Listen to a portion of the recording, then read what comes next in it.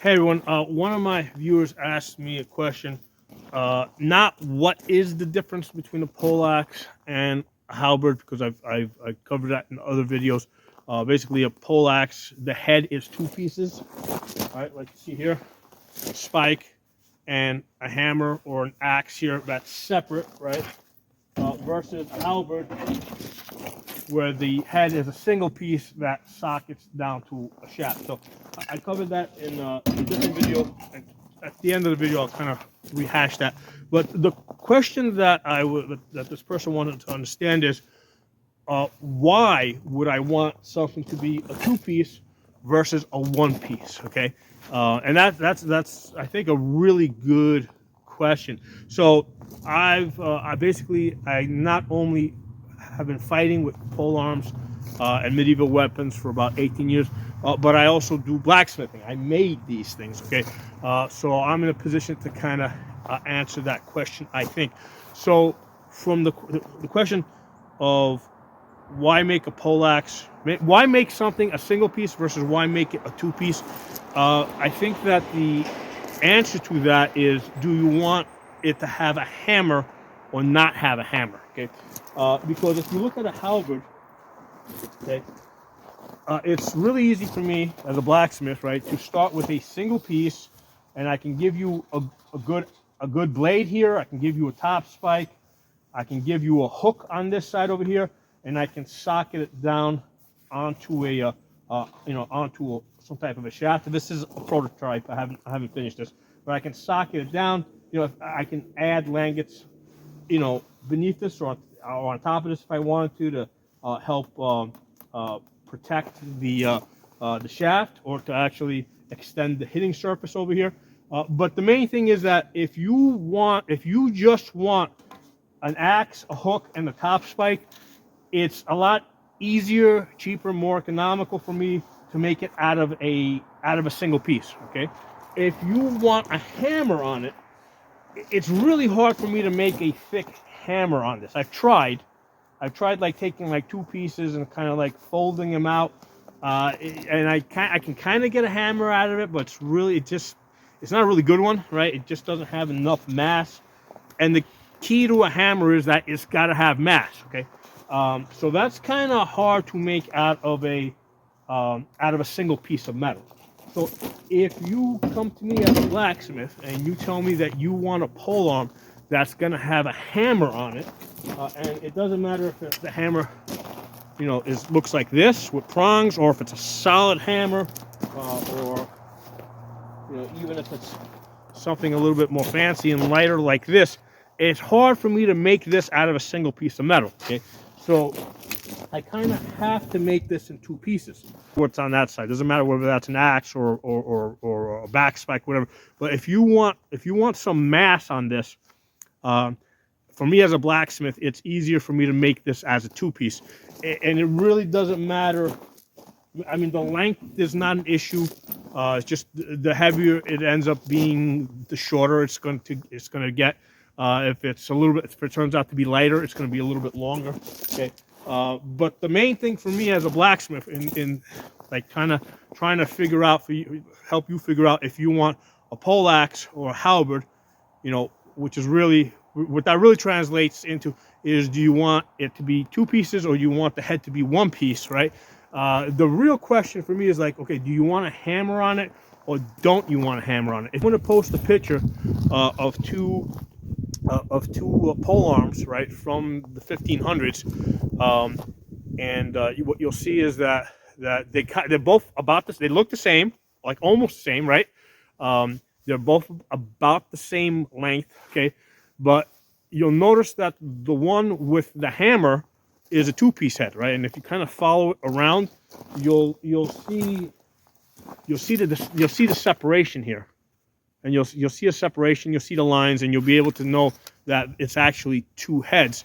Whereas the one without the hammer, if you look at it, you'll see that it's one piece. Okay, so I think that's the thing that kind of makes the difference. Okay, so now as we head towards the 1600s, right, what ends up happening is people start wearing less armor. Armor doesn't go away.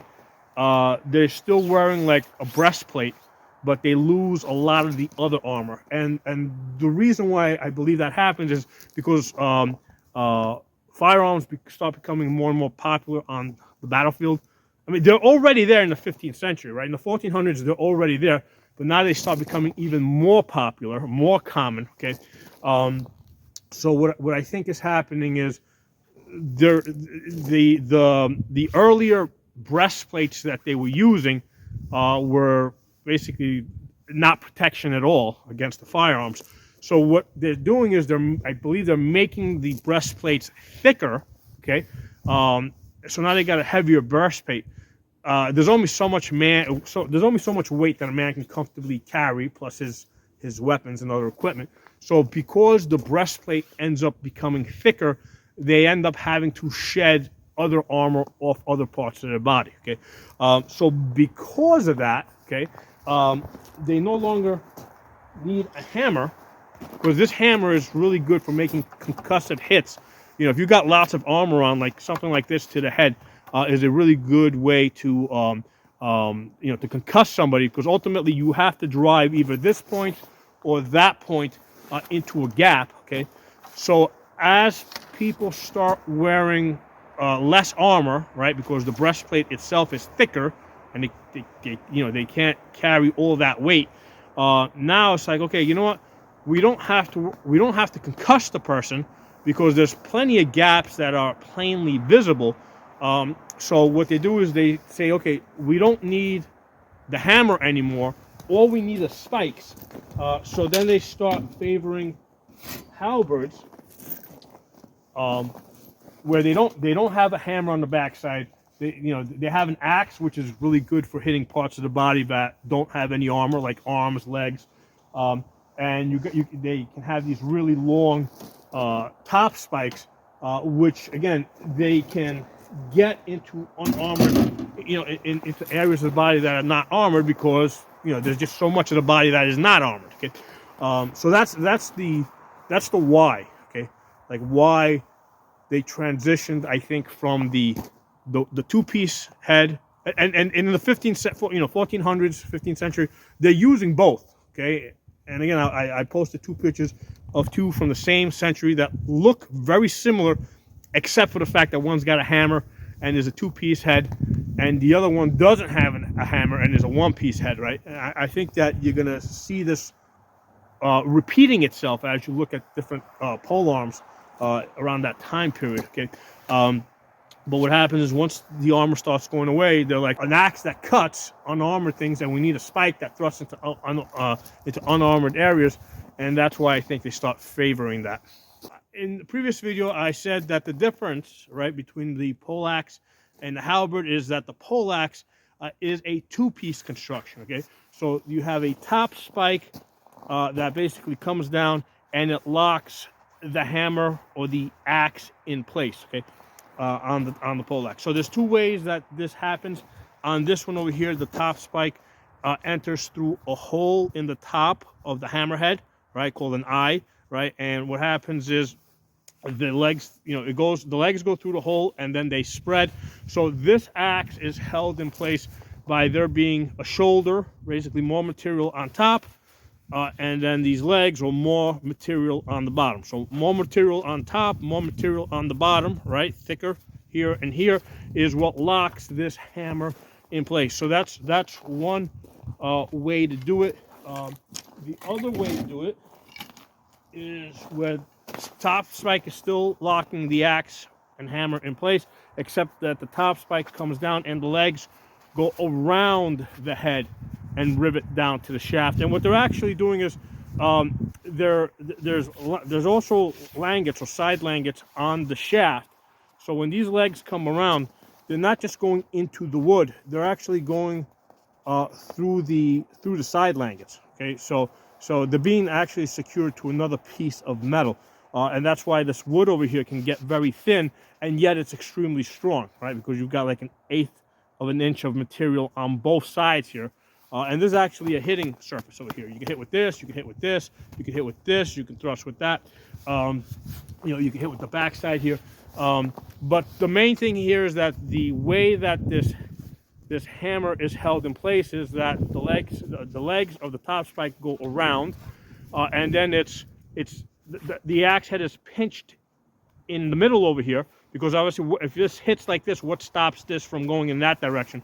Or if it hits like this, what stops it in going in that direction? So there's more materials on this side and on this side, right?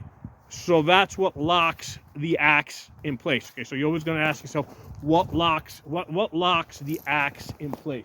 On this one over here, I use a hybrid method, where the top spike goes through an eye in the top of the axe.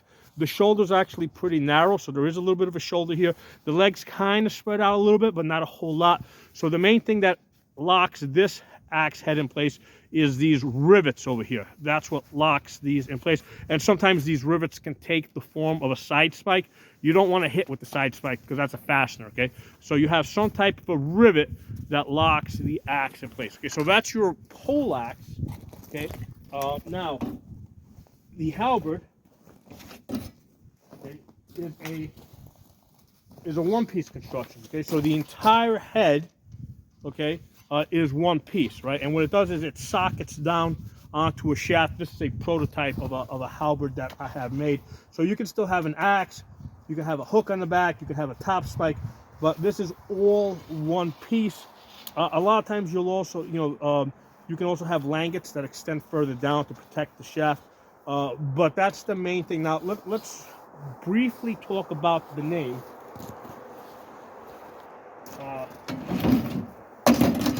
So if in different countries in Europe, these things would have been called different things, okay? So you don't get too hung up on the name. The name Halberd, right, is a Dutch name. From what I've been able to gather, it meant, Hal meant long and bird meant axe. So a halberd is a long axe, okay? So the poleaxe, okay, sometimes you'll see it spelled P-O-L-E, axe. So in that case, it's referring to the shaft, right? So it's an axe on the pole. And sometimes, so that's, I think, more in the English, right? In English, you'll see it referred to that as a poleaxe or a pole arm. So that's, basically it's referring to the shaft. But in the German, sometimes you'll see it referred to as P-O-L-L, okay? So that's as in election pole, all right? So a lot of times when we're talking about pole, we're talking about head. So in German, I think that the pole, P-O-L-L, referred to a head. So when they say pole axe, that's in that instance, they're saying head axe, okay? Or they're even saying the axe goes to the head. We don't know. I mean, in Italian, I know like Fiore, he just calls it like a haja, basically an axe, okay? And he's fighting with something that looks like this, that clearly has a hammer on it. Sometimes you'll see this referred to as a Lucerne hammer. Lucerne is actually a place in Switzerland that has a large collection of these pole arms, and that's why it's called a Lucerne hammer. But clearly they're referring to the hammer side of this. Sometimes you'll see this referred to as a crow's beak or a bec de corbin or bec de falcon. So basically they're basically looking at this side, and they're basically saying, okay, this looks like a bird's beak, so we're going to refer to it by the beak. So sometimes they're referring to it by the beak, sometimes they're referring it to by the hammer, sometimes they're referring to it by the axe, okay? So in different places, it's called different things. So the point of this is that the name really doesn't matter, okay? If you go to a blacksmith, right, and you say, hey, make me a pole arm, like the first question I'm going to ask you is, okay, do you want a two-piece design? Do you want the head to be a two-piece design, right? Spike and an axe. You want two separate pieces in the head, or do you want it to be a single piece like this halberd here, all right? So that's the question I'm going to ask. I'm not going to get caught up in the name of what it meant where and what people normally think. That's the first thing I'm going to ask. One piece head or two piece head, okay? The length of it, because a lot of times people get caught up in how, you know, a halberd is longer versus a poleaxe, and the fact is that the length is usually determined by how heavy the head is, okay? So here's an example. Here's an example where the head from the side appears bigger, but it's actually thinner. So this head is actually lighter than those heads. So this allows this to go on a longer shaft, right? I can hold this from the end and swing it and thrust and do all sorts of stuff like that, okay? So that's because that has a lighter head. So the weight of the head is going to determine how, you know, how long your shaft is, okay? So here's another example. Okay, if you look at these two guys over here, right, this one is shorter than this one, right? So this one over here, the reason why this one ended up being shorter is because the shaft is thicker. So this needed to be shorter, whereas this one over here, I tapered it down so it's thinner both this way and this way, right? So that allows it to be thinner. So in both of these cases, okay, I can hold this by the end and I can swing and I can recover, okay? Versus the same thing. I can hold this by the end, swing and recover. So the length of it is going to be determined by how much weight I have on this end over here, so I can quickly move it, okay? So